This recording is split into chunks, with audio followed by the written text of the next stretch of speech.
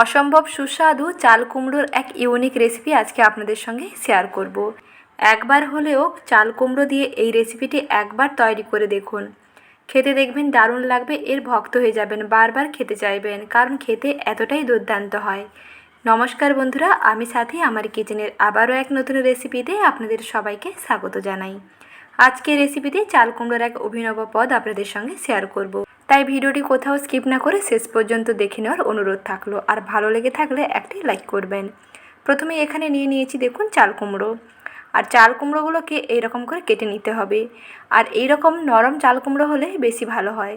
Medium থেকে ছোট মাপের একটু চাল কুমড়ো নেবেন, তাতে ভালো হবে। আর প্রথমে এরকম খোসাটাকে ছাড়িয়ে নেবেন, তারপরে এইভাবে কেটে নিতে হবে। একেবারে যদি চাল কুমড়োগুলো ছোটো হয় তাহলে এই রকম অর্ধচন্দ্রাকৃতির মতন কাটবেন। আর যদি একটু এই রকম বড় সাইজের হয় তাহলে এই রকম 3 কোনা করে চাল কুমড়োগুলো কেটে নেবেন।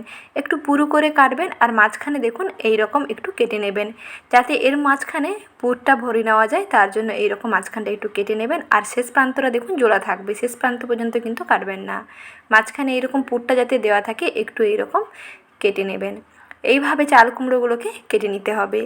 এইভাবেই কেটে নেবেন, খেতে দেখবেন দারুণ লাগবে। তারপরে এই চাল কুমড়োগুলোকে একটু জলের মধ্যে সেদ্ধ করে নিচ্ছি। জলের মধ্যে অল্প একটু লবণ দিয়ে চাল কুমড়োগুলোকে সেদ্ধ করে নেব।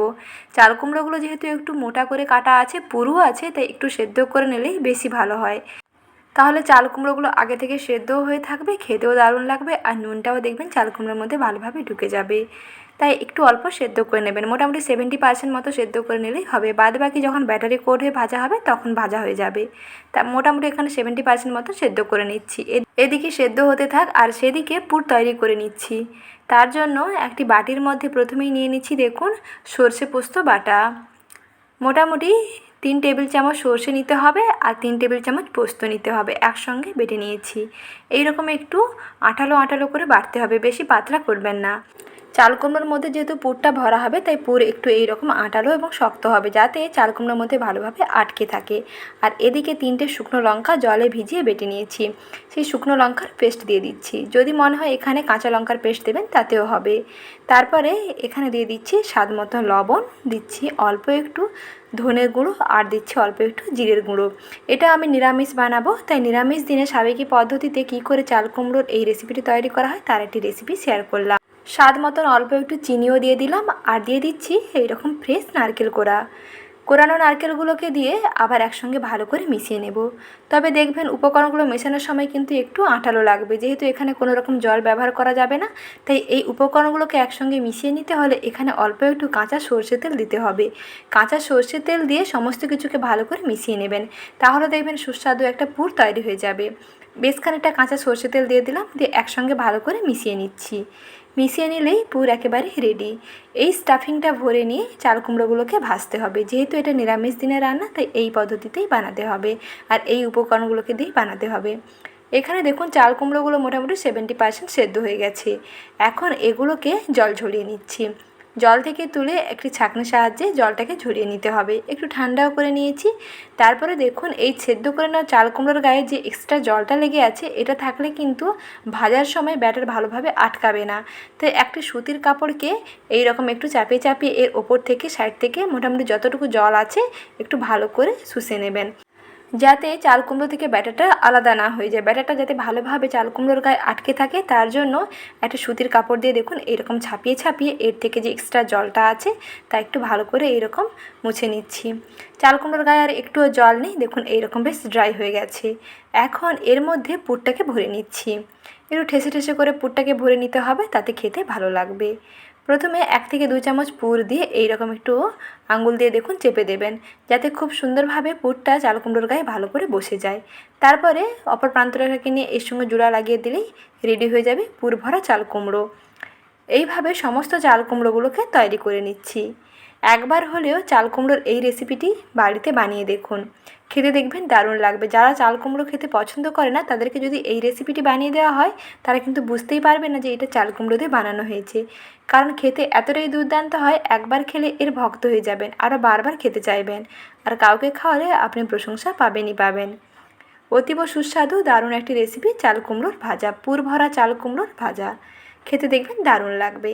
এক এক করে সমস্ত চাল কুমড়োর মধ্যে পুরগুলোকে ভরে নিয়েছি। এখন এগুলোকে একটা ব্যাটারে কোট করে নিতে হবে। তার জন্য একটা ব্যাটার রেডি করে নিচ্ছি। আর ব্যাটার কিভাবে বানাচ্ছি দেখে নিন। এখানে 2 মুঠো চালকে আমি আগে থেকে জল দিয়ে ভিজিয়ে নিয়েছি প্রায় 4 থেকে 5 ঘন্টা। এই জল সমেত চালগুলোকে বেটে নিচ্ছি। একটু থিকনেসটা এরকম ঠিকই হবে, একটু ঘন করে ব্যাটারটা তৈরি করতে হবে। একটি বাটির মধ্যে চাল বাটা নিয়ে নিচ্ছি আর এর সঙ্গে মিশিয়ে নিচ্ছি বেসন। এখানে যদি মনে হয় চাল বাটা দিয়ে বানাবেন না, তাহলে বেসনের সঙ্গে কর্নফ্লাওয়ার মিশিয়ে নেবেন, তাহলে দেখবেন খুবই ক্রিস্পি হবে। তারপরে এর মধ্যে কালো জিরে দিয়ে দিলাম আর দিয়ে দিচ্ছি অল্প একটু হলুদ পাউডার এবং স্বাদ মতন অল্প একটু লবণও দিয়ে দিচ্ছি। ভালো করে মিশিয়ে নিলেই ব্যাটার একেবারেই রেডি। একটু ঘন করে ব্যাটারটা তৈরি করতে হবে। ব্যাটার কিন্তু বেশি পাতলা করবেন না। ব্যাটার যদি বেশি পাতলা হয়ে যায় তাহলে চাল কুমড়োর গায়ে কিন্তু ভালোভাবে ব্যাটারটা কোট হবে না। তো ব্যাটার একটু এরকম দেখুন ঘন থাকবে। এই রকম ঘন ব্যাটারে কোট করে চাল কুমড়োগুলোকে যখন ভাজবেন তাহলে দেখবেন চাল কুমড়োগুলো খুবই ক্রিস্পি হবে। ওপরের এই কোটিংটা খেতেও দুর্দান্ত লাগবে আর বেশ ক্রিস্পি থাকবে। ভাজার পরে অনেকক্ষণ পর্যন্ত একই রকম ক্রিস্পি থাকবে। তার জন্য এরকম একটু ঘন করে ব্যাটারটা তৈরি করবেন।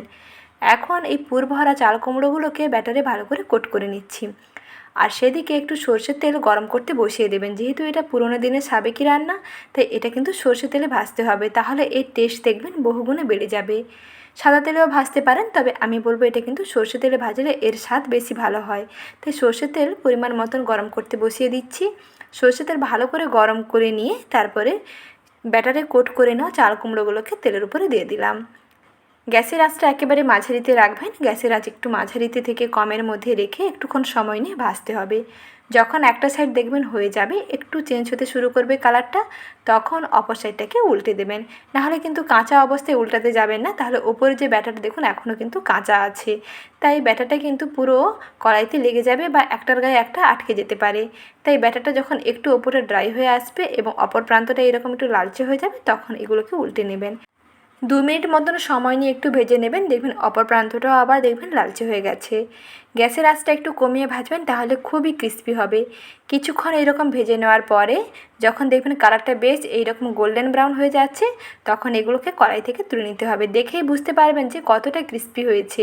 ভাজার সময় আপনারা নিজেরাই বুঝতে পারবেন। ভেতর থেকে পুরটাও সুন্দরভাবে ভাজা হয়ে যাবে। একটু তার জন্য সময় নিয়ে ভাজবেন। দেখুন কালারটা খুব সুন্দর চেঞ্জ হয়ে গেছে। এখন একটি প্লেটে সার্ভ করে নিচ্ছি। গরম ভাতের সঙ্গে নিরামিষ দিনে চাল কুমড়োর এই রেসিপিটি একবার তৈরি করে দেখুন, খেতে দেখবেন দারুণ লাগবে। গরম ভাত এবং অল্প একটু ডাল আর এই চাল কুমড়োর ভাজা হলেই খাওয়া হয়ে যাবে।